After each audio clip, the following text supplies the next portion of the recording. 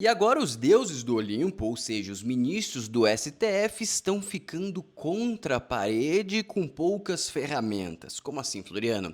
Basicamente, o Bolsonaro conseguiu se blindar contra todos os ataques do STF. E vou dizer mais, ele não só está se blindando, mas ele se transformou em um objeto antifrágil. O que é um objeto que é antifrágil? É que ele fica melhor quanto mais você bate nele, quanto mais você quebra, quanto mais você machuca aquele objeto, mais forte ele fica. E é isso que está acontecendo com o Bolsonaro em relação ao STF. E aí, obviamente, que o STF não vai ficar parado observando isso acontecer. Então, agora eles estão utilizando vários e vários mecanismos, e um deles é um plano para conseguir influenciar, chantagear os deputados. E lembrando, a estratégia que o STF está utilizando, está elaborando essa ferramenta, eu acho que vai deixar um legado muito bom para o país. Mas, no meio do caminho desse legado bom, vai trazer um peso que vai prejudicar muito. Mas muito 2026. E pode conseguir realmente mexer o ponteiro, porque o ponteiro atualmente está totalmente para a direita. Mas com essa nova estratégia deles, eu acho que eles vão conseguir ter algum tipo de resultado positivo, negativo para a gente, positivo para eles. Eu vou mostrar na íntegra para você conseguir tirar a sua própria conclusão.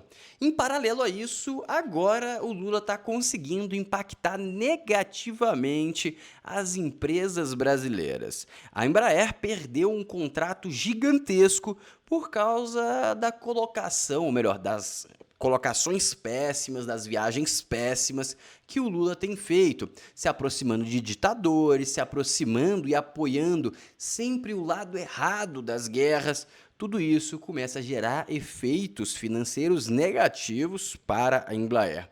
Em paralelo a isso, a gente também está tendo aqui do nosso lado o Milei dando uma aula, um show de economia e principalmente agora ele começa um projeto para tornar o país mais seguro, liberando armas. Eu vou mostrar o que está acontecendo na Argentina. Mas realmente a Argentina está ficando um país extremamente atraente para brasileiros de direita e conservadores. O que não está tão atraente é o preço, que subiu muito lá, mas realmente o que o Milei está fazendo na Argentina é algo transformacional que vai pesar nas eleições de 26. Em paralelo a isso, a gente também tem uma briga interna no PT. Exatamente. Basicamente, os ministros do Lula estão ficando extremamente chateados com ele, com essa quantidade de viagem internacional que está cada vez prejudicando mais a imagem do presidente aqui dentro, e o Sidônio Palmeiras, que é o ministro da comunicação, não está conseguindo fazer nada. Tudo que ele indica para o Lula fazer, o Lula não faz, a imagem e a reputação só vai para o buraco. Quanto mais ele fala, mais bosta ele joga no ventilador, mais isso repercute nas redes sociais, mais a imagem cai. E isso com o dólar caindo pra caramba e a inflação se controlando cada vez mais. Ou seja, o cenário começa a melhorar, mas a reputação do presidente não. Por quê? Faz uma sequência de cagada. E o próprio Sidônio, parece que nos bastidores, sinalizou que a Janja tem atrapalhado de forma demasiada. E, obviamente, como existe um consórcio entre o Lula e o STF, os impactos dessa lei de censura que eles estão querendo trazer, estão ameaçando até tombar a Amazon e o próprio Mercado Livre por causa de pirataria, e é uma forma de censura também que eu vou te mostrar. Tudo isso está deteriorando e derretendo muito, mas muito a imagem do Lula. Então, antes de começar, o que eu tenho que te pedir? Obviamente, se inscreva no canal, curta o vídeo e também ative o sininho. Se você puder compartilhar esse vídeo nos grupos de WhatsApp de pessoas que são de direita e patriotas, compartilhe, porque é sempre bom a gente manter os nossos informados, porque dessa forma a gente reduz o número de votos da esquerda em 2026. Faça o seu papel que eu vou fazer o meu de te informar. Vou começar com vocês aqui mostrando uma coisa que parece até piada, tá? Basicamente, o Putin se reuniu com a Dilma. E aí teve uma fala do Putin que eu achei muito pesada, tá?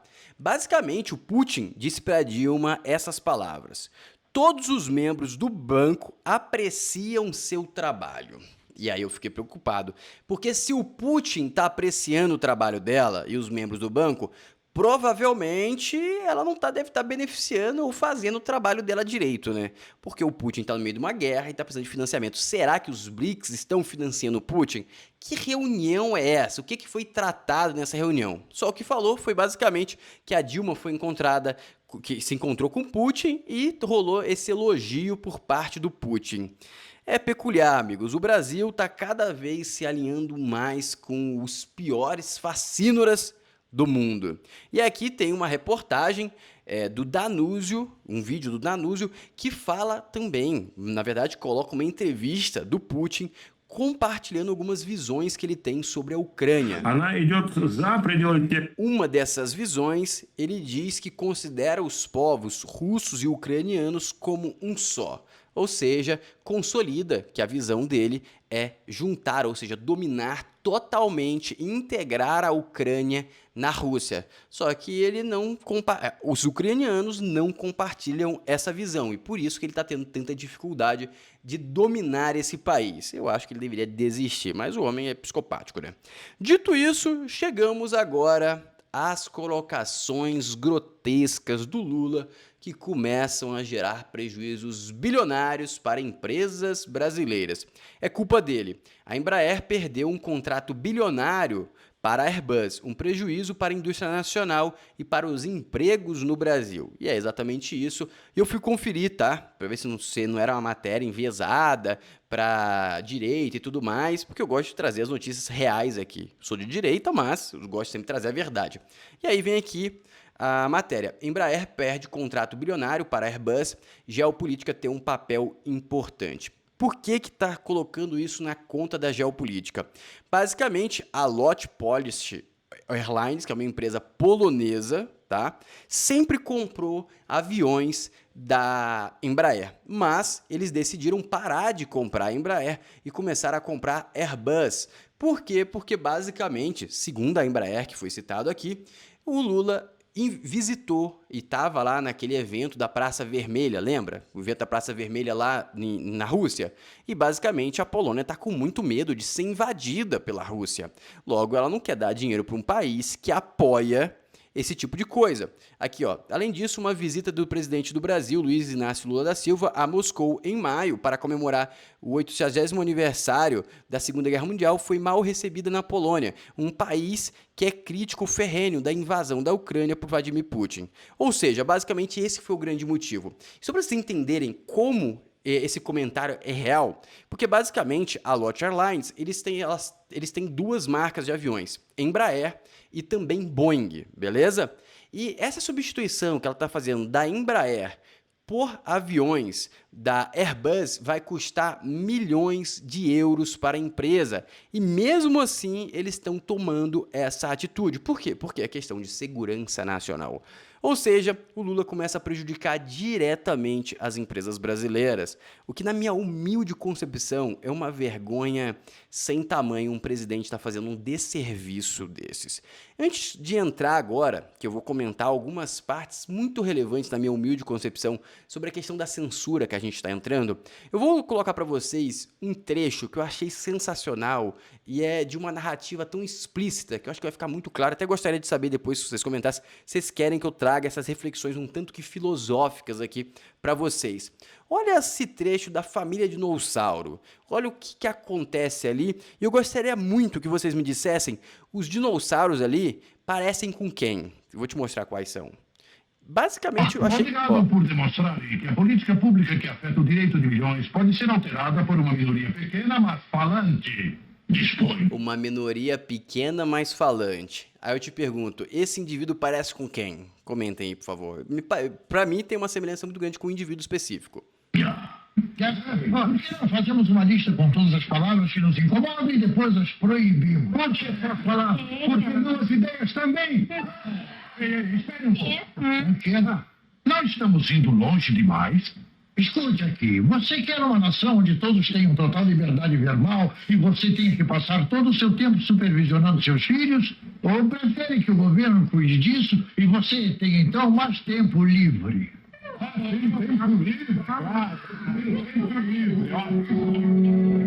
Eu achei que foi uma reflexão muito profunda essa aqui, e é o que o Brasil está passando, tá? Tem pessoas que realmente estão apoiando a censura para ter mais tempo livre, para defender o amor. Ou seja, é pesado. Eu achei esse trecho muito pesado e muito claro, muito nítido. E parece que uma similaridade muito grande com o Brasil. Gostaria muito que vocês comentassem quem aquele dinossauro parece, tá? Gostaria muito de saber. Eu tenho uma opinião, eu vou compartilhar aqui nos comentários depois. Dito isso, vamos lá para a Argentina. Olha o que está acontecendo lá na Argentina, olha o que o Milei está fazendo agora. Esse cara é sensacional, presta atenção.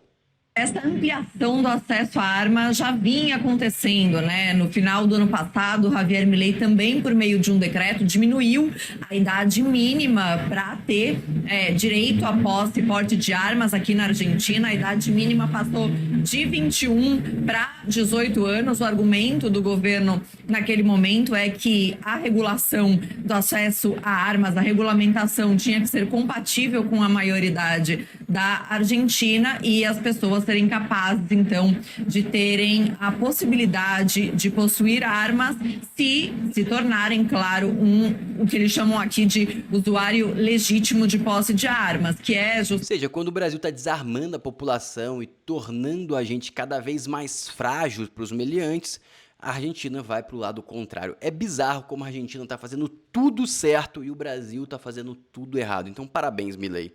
Mas isso vai pesar nas eleições, caros amigos. Isso vai pesar nas eleições.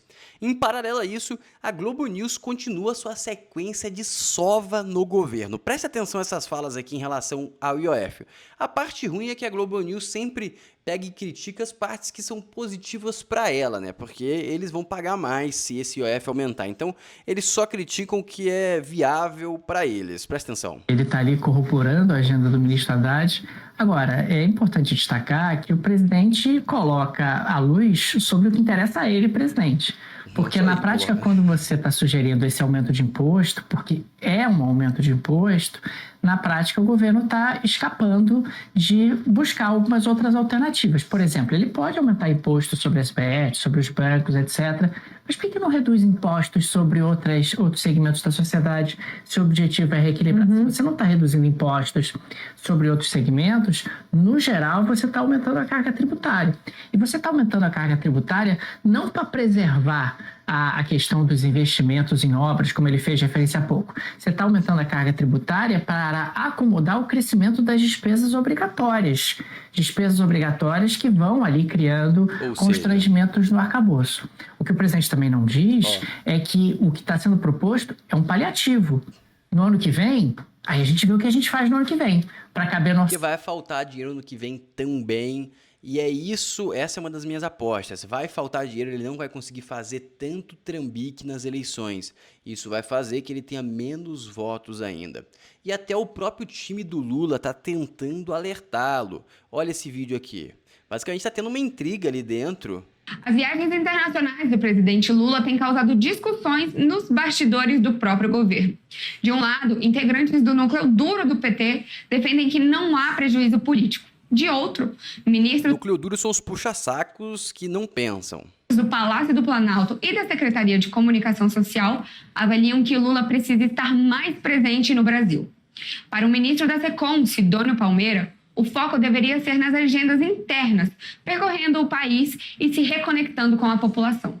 Na visão da equipe de comunicação, as constantes viagens ao exterior distanciam o presidente das pautas do dia a dia, limitando o contato direto com a população e até com a base política. Já lideranças petistas afirmam que as viagens não são um problema. Segundo um dos aliados... Liderança petista são os caras mais incompetentes que só querem puxar saco para conseguir pegando o pezinho de meia deles, tá? Dito isso, amigos... O que acontece quando você se cerca de gente muito ruim, tá? De gente incompetente, que é o que está acontecendo com o Lula na minha humilde concepção. Eu acho que o Sidônio Palmeira está fazendo o trabalho dele de forma certa, tá? O comentário dele está totalmente correto. O Lula está totalmente desconectado da população brasileira. Eu acho que ele deve continuar viajando aí. É um custo para a gente, mas acho que ele deve continuar fazendo, porque aí diminui ainda mais a chance dele ganhar as eleições. Mas aqui tem um exemplo clássico, tá? Quando você coloca pessoas incompetentes à sua volta. Presta atenção. O Lula aqui quase perdeu o resto dos dedos dele. Presta atenção, ó. A mãozinha dele onde tá. Ó.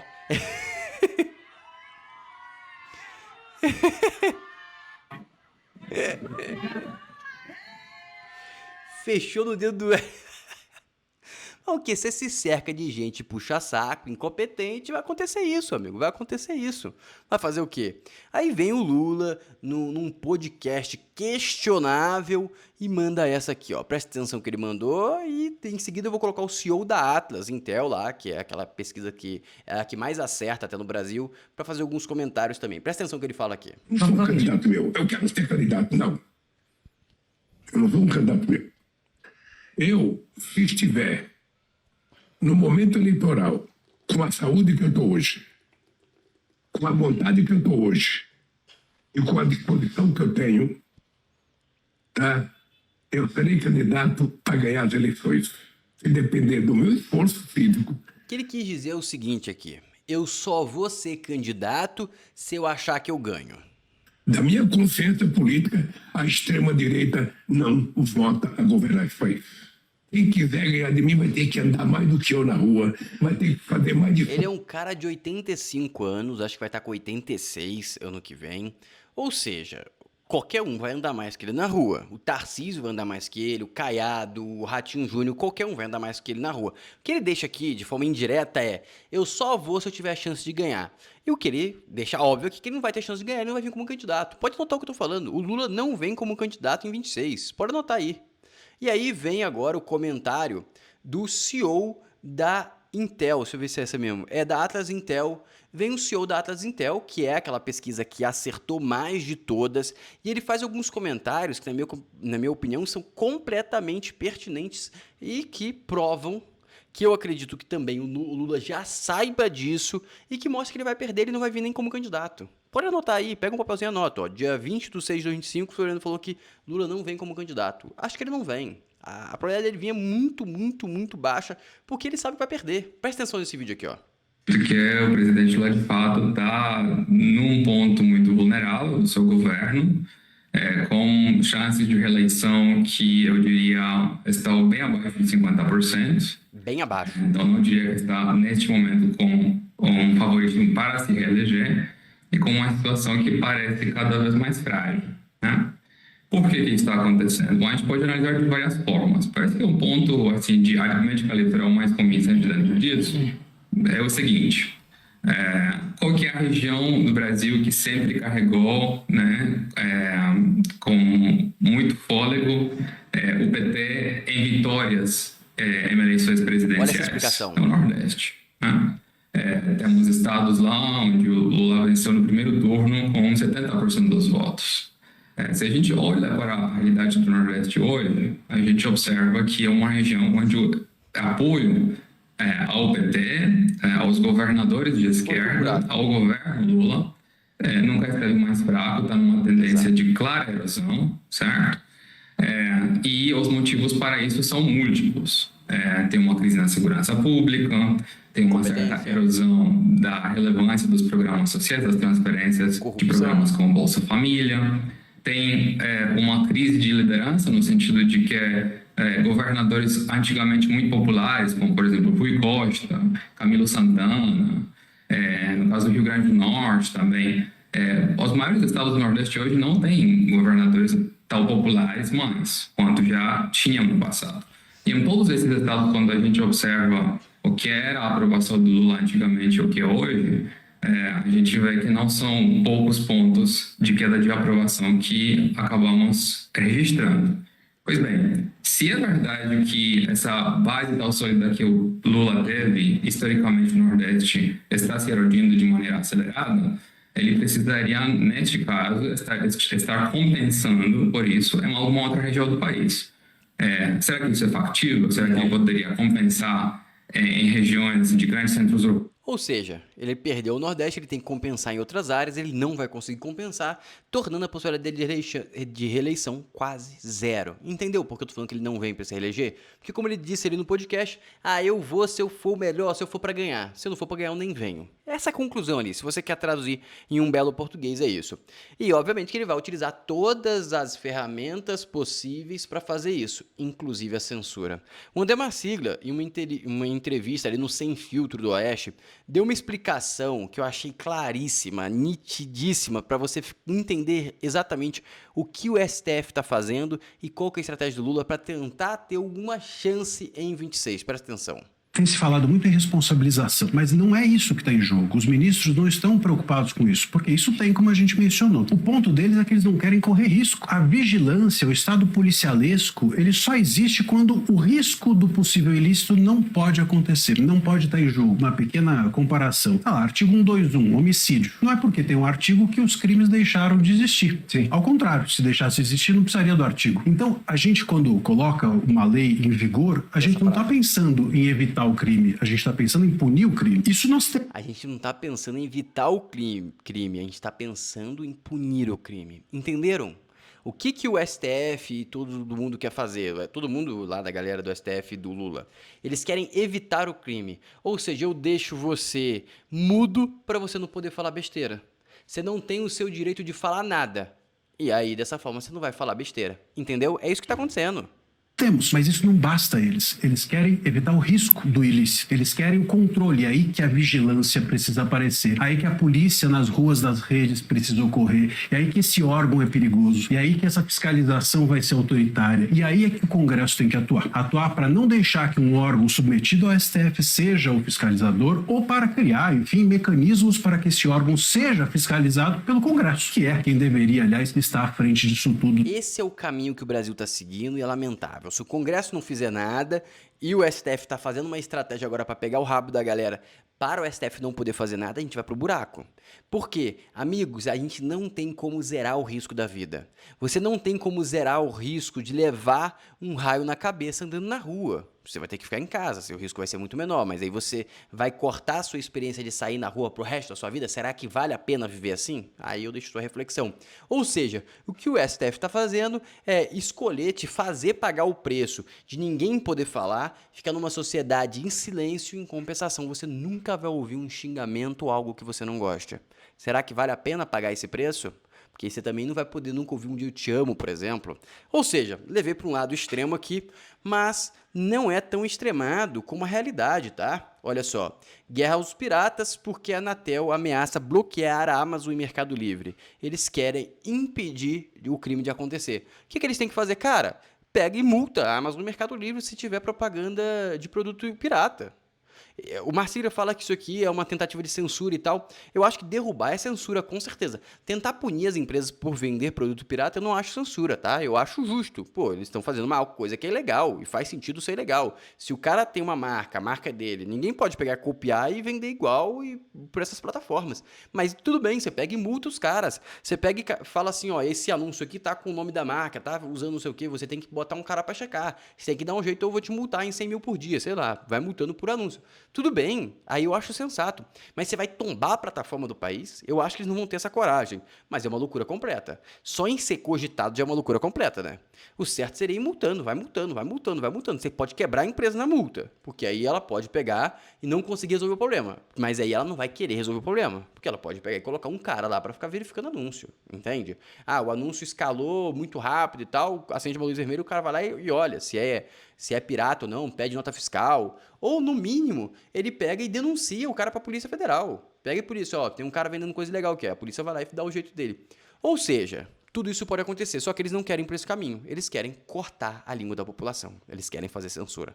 Isso a gente tem que ficar atento, porque essa é uma iniciativa de várias iniciativas que vão surgir e já estão sendo amadurecidas nesse exato momento para ter algum tipo de chance em 26. E por que isso está acontecendo? Por causa disso aqui, ó. Esse cara faz uma análise que eu achei perfeita, tá? E essa aqui é a maior realidade que tem, presta atenção. Esse aumento de pessoas que se declaram bolsonaristas ou mais próximas de Bolsonaro do que de Lula se dá no momento em que o Bolsonaro, mais do que nunca, está sob o escrutínio da justiça brasileira, né, e da imprensa, né? Então, eu tendo a crer Olha só. que conta também para esse aumento do número de bolsonaristas um certo sentimento, uma percepção de que o Bolsonaro está sendo perseguido politicamente. Então, toda essa... Ou seja, o tiro tá saindo pela culatra. Quanto mais o STF aperta, quanto mais pirueta o Congresso e todo mundo, Lula, dá pra cima do Bolsonaro, mais a população entende que é uma perseguição política e mais apoio o Bolsonaro tem. Mas aí, o STF agora vai soltar a rédea e vai deixar um cara com apoio gigantesco pra ir pra cima deles? Não. O STF vai continuar apertando a rédea e aí vai continuar aumentando o poder político do Bolsonaro? Ou seja, o Bolsonaro se tornou antifrágil em relação ao STF. É uma posição de muito favorecimento que ele precisa preservar. Isso vai colocar ele, está colocando ele numa posição de vantagem imensa. Mas, obviamente, que o STF não ficaria parado, né? O STF vai dar dentro, tá? Vai dar dentro. E aí eu vou começar por essa notícia aqui, ó. Justiça desmascara governo Dilma. 141 milhões desviados no porto do Itaqui terão que ser devolvidos. E agora? E agora que a outra notícia que sai depois dessa é que o próprio Flávio Dino cancelou essa multa, cancelou esse processo, não sei o que ele fez, mas parece que esse processo caiu na mão dele e ele mesmo cancelou. Ou seja, uma vergonha completa. Mas, obviamente, que eles são os deuses do mundo.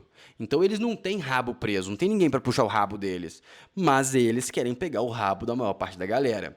Dino agenda reunião com bancos e órgãos sobre rastreios de emenda Pix. Como assim, Flor? Eu não entendi. Vou mostrar um vídeo para você conseguir entender melhor. Preste atenção nesse vídeo aqui, tá? Preste bastante atenção, porque é chocante. O que está acontecendo no Brasil é muito, mas muito chocante. Preste atenção, caros amigos, preste atenção aqui. Olha, a Andréa Sadi trouxe hoje no blog dela que o ministro Flávio Dino marcou para o início do mês que vem, portanto, uma reunião. O objetivo dessa reunião é justamente querer saber um pouco mais sobre a rastreabilidade das chamadas emendas Pix. Por que isso, né? Por que há, então, essa demanda por essa reunião e por essas emendas Pix? Porque houve uma verificação por parte do Supremo Tribunal Federal de que essas emendas têm uma dificuldade muito grande de serem rastreadas. Antes de eu contextualizar, né, antes de eu passar à frente sobre o tema dessa reunião, eu acho que é importante a gente trazer luz o que são essas emendas Pix. Elas são uma modalidade das emendas impositivas, aquelas que têm pagamento obrigatório, cujo nome, né, oficial é transferência especial. E por que ela recebeu esse apelido de emenda Pix? Porque o dinheiro sai da conta da União e entra na conta da prefeitura ou do governo do estado, para onde o parlamentar encaminha esses valores. O problema é que quando entra ali é um buraco que você não consegue mais descobrir como aquele dinheiro vai ser gasto. E em diversas decisões, ao longo desse inquérito das emendas, o ministro Flávio Dino tentou, de alguma maneira, criar uma rastreabilidade maior. A transparência, ela até existe, porque você... E vamos lá, pra você entender o que está acontecendo. Basicamente, o Flávio Dino vai juntar com os bancos e falar, cara, eu quero que você rastreie o dinheiro das emendas Pix. E provavelmente vai rastrear também do passado. E aí eu te pergunto, você acha que tem muito deputado corrupto no Brasil? Você acha que tem muito deputado que está utilizando essas verbas para desviar? Para pegar e dar 100 milhões para uma fábrica de pão de queijo? Que vai fornecer arroz? Dando um exemplo aqui de uma indireta de algo que já aconteceu. Dito isso, provavelmente a resposta é sim. Ou seja, quando o Flávio Dino pegar e rastrear esse Pix todo, fizer uma tabela, a quantidade de rabo preso que ele vai encontrar naquele Congresso, ele vai ter o Congresso na mão. E essa é a estratégia do nosso STF. Ou seja, ele vai ter isso na mão, quando ele precisar passar, cancelar qualquer coisa, ele vai puxar esses rabos e ele vai ter uma influência política jamais vista. Essa é a humilde conclusão que eu tenho sobre essa reunião do Flávio Dino. Até gostaria de saber a sua opinião. Faz sentido essa minha análise? Você acha que faz sentido esse jogo, esse tabuleiro que está acontecendo? Na minha opinião, eu acho que sim. E por isso aqui em 26, o principal critério não vai ser competência. vai ser honestidade. O cara que você for votar em 26, ele só não pode ser corrupto, ele só não pode ter rabo preso, porque senão ele não vai trabalhar para você, ele vai trabalhar para quem tem o rabo dele na mão. Entendeu? Então, em 2026, esse vai ser o principal critério. Agora, gostaria de pedir para você se inscrever no canal, ativar o sininho e curtir o vídeo, para você ficar sempre informado. E também lembre de comentar e compartilhar para me ajudar a crescer um pouco mais aqui no YouTube. Um abraço, até o próximo vídeo.